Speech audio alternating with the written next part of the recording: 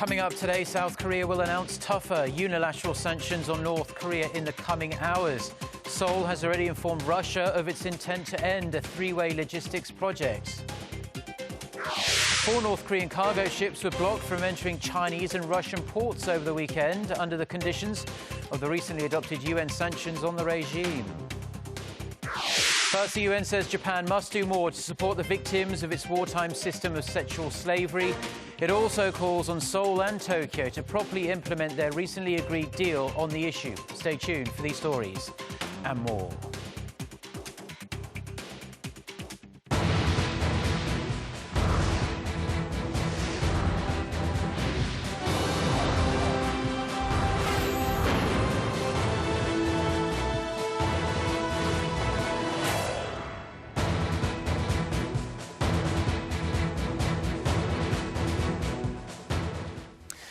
Hello, it's noon on Tuesday, the 8th of March. You're tuned in to our midday newscast here on Arirang TV. Thank you ever so much for joining us. I'm Mark Broom.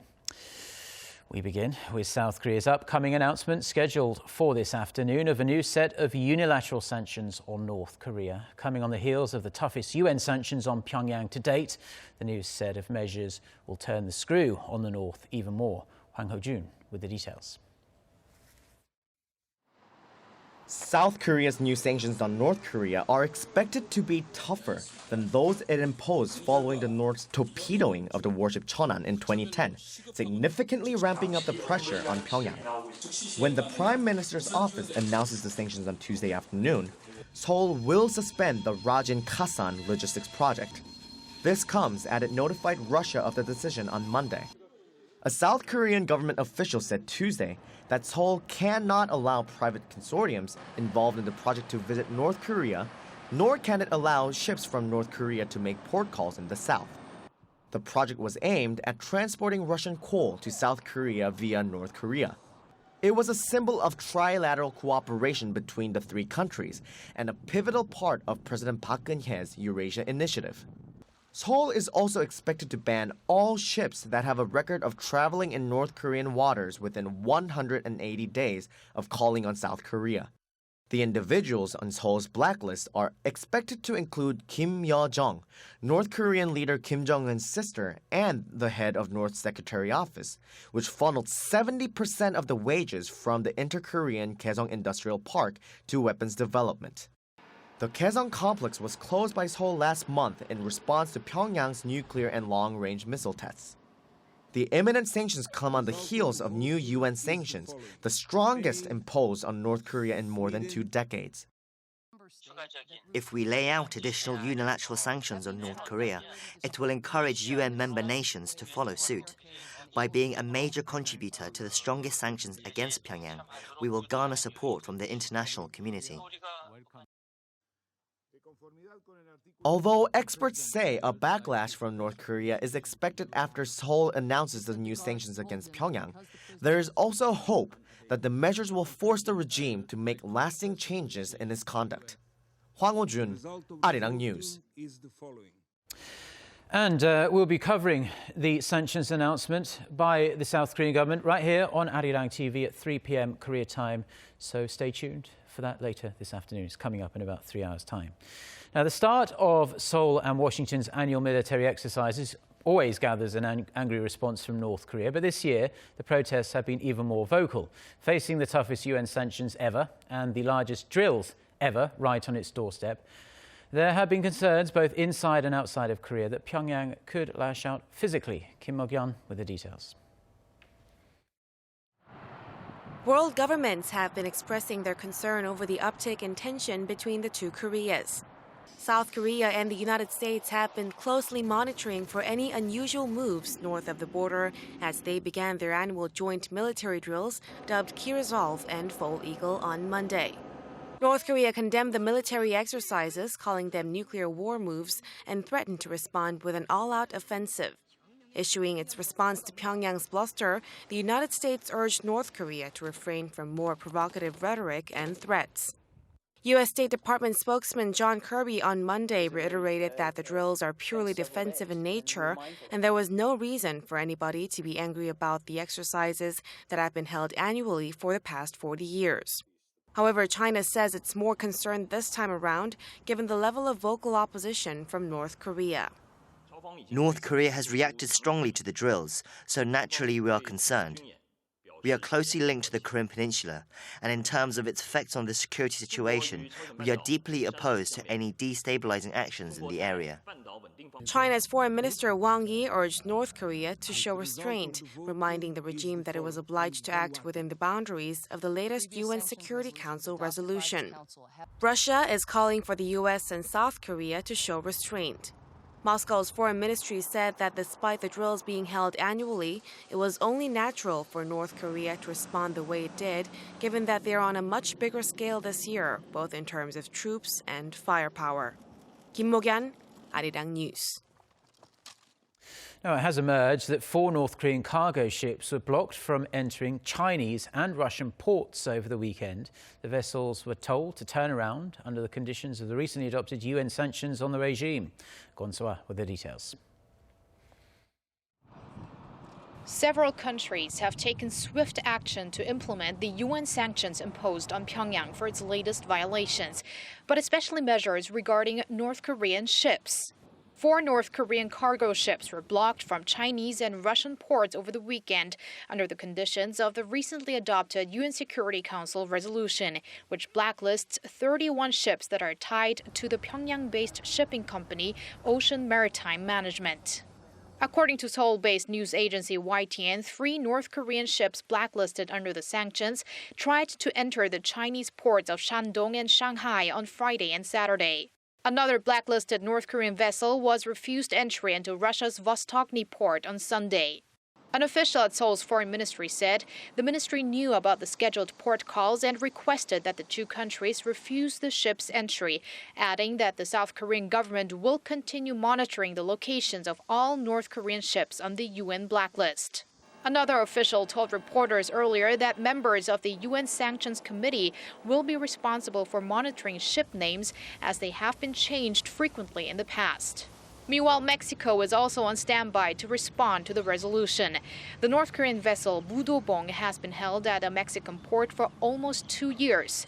Mexico's foreign ministry says it is awaiting guidance from the UN and will not take independent actions such as confiscating the ship until then.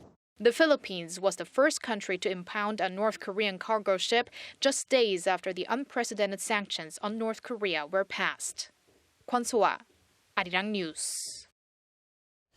Now, South Korea's National Intelligence Service has announced that North Korea tried to hack the smartphones of dozens of key South Korean officials and was successful in around 1 in 5 attempts, with malware found on infected devices.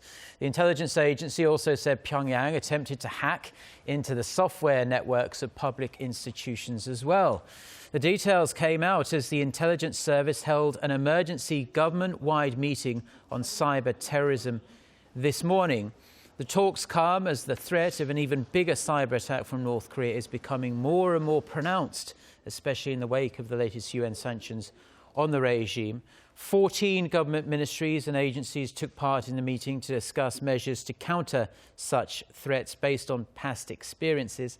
North Korea was behind major cyber attacks on South Korea's banking system and television stations in 2011 and 2013.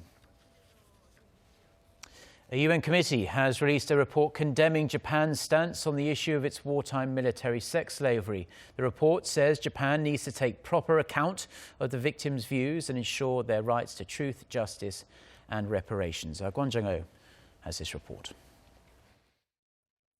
At a UN committee meeting last month, Japan's Deputy Foreign Minister Shinsuke Sugiyama denied his country's involvement in wartime sexual slavery. The Japanese government conducted an investigation and found that the forceful taking away of women by the military and government authorities could not be confirmed in any document. The UN Committee on the Elimination of All Forms of Discrimination Against Women released a report of concluding observations on the session on Monday that is critical of Sugiyama's statements. The report recommends that Japan's leaders and public officials need to stop making disparaging statements regarding responsibility, which have the effect of re-traumatizing the victims. The committee also pushed Japan to further acknowledge its responsibility on the issue by integrating it into textbooks to ensure that historical facts are objectively presented to students and the public at large. We felt that the issues concerning the comfort to women from the point of view of a victim-oriented approach has not been fully taken into account. It had been hoped that when Korea and Japan reached a landmark agreement on the issue in December last year, it would be a turning point in bilateral ties. But several Japanese officials, including Prime Minister Shinzo Abe, have since continued to make statements denying the country's responsibility on the matter. The committee expressed its disappointment that Japan has not yet implemented previous recommendations on the subject made by a number of other UN committees, and that they expect a report on the measures taken to ensure justice for the victims. Kwon Jang-ho, Arirang News. Now, President Park Geun-hye has once again pointed to the service sector as the key to job creation and new growth. Speaking with industry insiders on Tuesday, President Park said the sector creates twice as many jobs as traditional manufacturing, with factory production and export items having limited room for growth in the future. President Park pointed to developed countries with employment rates of over 70%, saying similar figures will be impossible for Korea to achieve without the expansion of the service industry. She also advocated for the passage of a bill aimed at fostering the service sector. The bill has been pending at the National Assembly for over 4 years now, and the government estimates up to 690,000 new jobs would be created if it were passed. Korea's household debt-to-GDP ratio has been the highest among some emerging economies for 13 straight years now. The Bank of International Settlements says Korea's household debt stood at 87.2% of GDP in the third quarter of last year. That is the highest among 17 countries surveyed. Thailand was a distant second with a ratio of slightly over 70%. Among 41 countries, including advanced economies, Korea's household debt-to-GDP ratio was the 8th highest. Switzerland topped the list with a figure topping 120%, followed by Denmark and the Netherlands. The central banks of such European countries have adopted a negative interest rate strategy in a bid to reinvigorate their economies. Now, households headed by those in their 20s and 30s in Korea have seen their income dip to negative levels for the first time, which in turn has led to a drop in consumption. Now, experts attribute the downturn to rising youth unemployment. Kim Min-ji reports. Young Koreans may have to tighten their belts. According to Statistics Korea, households led by those under 39 years of age with 2 or more family members earned an average of roughly $3,600 a month in 2015. That's down 0.6% from a year ago and marks the first yearly drop since relevant data was compiled in 2003. And reflective of their lower income, they are also spending less. Last year, their household spending dipped almost 1% to about $2,800, the first drop since related records began. Younger households were the only age group that posted a decline. Those in their 40s saw an increase of 2.8%, 50 saw a 2% upturn, while those in their 60s posted the biggest jump at 6.8%. Experts attribute the decrease in income and spending among younger Koreans to rising youth unemployment. Last year, the youth jobless rate hit a record high of 9.2%. Even for those able to find jobs, they are mainly in the form of temporary work, such as one-year contracts or internships, leaving young workers without much stability. Experts say it's a vicious cycle as a reduction in income inevitably leads to less consumption, and in the long run, if that takes a toll on the country's economic growth rate, companies will be unwilling to take on more recruits. Kim Min-ji, Arirang News. Now, Turkey and the European Union have agreed on key points of a proposal to handle the migration crisis that's rocking the continent of Europe. A tweet from the Chief of Staff to European Commission President Jean-Claude Juncker read, and I quote, "Deal, period. Breakthrough with Turkey, period. The end." The news came at an emergency EU-Turkey summit in Brussels as Ankara demanded an extra €3 billion to help manage the crisis. Turkey's Prime Minister also outlined proposals to resettle one Syrian refugee in Europe for every Syrian returned to Turkey from the Greek islands. Now, German Chancellor Angela Merkel said the extra money would be needed, but more time was needed to agree on the details. The proposal still needs formal approval, and it will be taken to EU leaders at another summit scheduled for next week.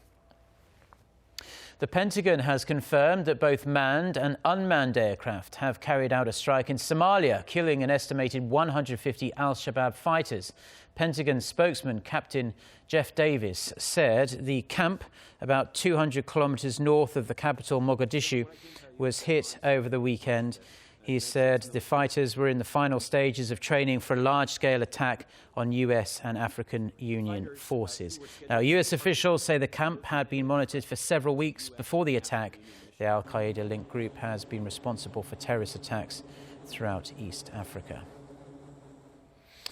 Now, it's the most highly anticipated tournament pitting man versus machine in only a day from now. And the main players involved in the Baduk or Go match are gearing up, or shall we say, one of them is loading up in Seoul. Alphabet Inc. chairman Eric Schmidt, Demis Hassabis, the CEO of DeepMind Technologies and developer of AlphaGo, and Korea's Lee Se-dol, the reigning human grandmaster of the game, all appeared at a press conference on Tuesday in Seoul. Schmidt said, regardless of the result, the winner of the match is humanity, because artificial intelligence will make each and every person in the world smarter and better.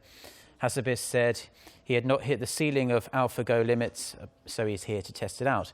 Lee Se-dol, the man in this contest, thanked the team for giving him the opportunity to become a part of this match and said it will be a historic event both for the game of Go and AI. And those are the stories we have for you at this hour. For more of the latest, don't forget to check out our website, arirang.com/news. Have a great day. Goodbye.